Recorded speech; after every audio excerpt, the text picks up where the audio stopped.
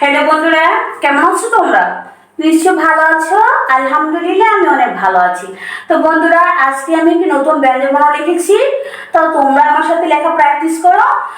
বারবার লেখা প্র্যাকটিসের মাধ্যমে তোমরা সুন্দর একটা বর্ণমালা লিখতে পারবে। আমি এখানে লিখেছি এসো ব্যঞ্জনবর্ণ শিখি। আজকে আমরা শিখবো তালিবস্য। তালিবস্য কিভাবে লিখতে হয় বন্ধুরা, আমি তোমাদেরকে লিখে দেখাবো।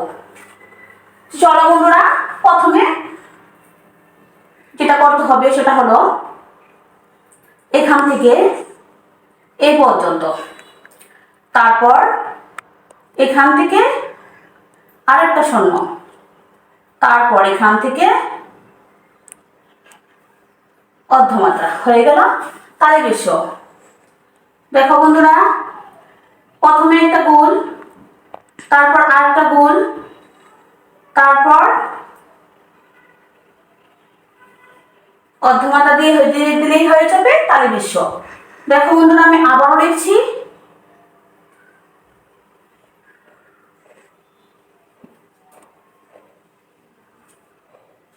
তালিবস্য।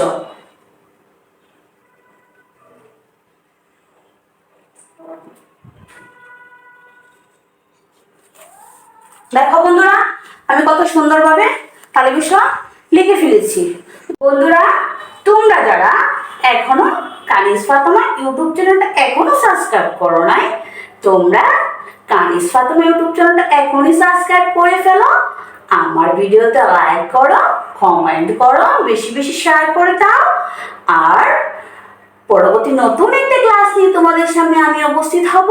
এই পর্যন্ত তোমরা অনেক ভালো থাকবা, সুস্থ থাকবা। আল্লাহ হাফেজ।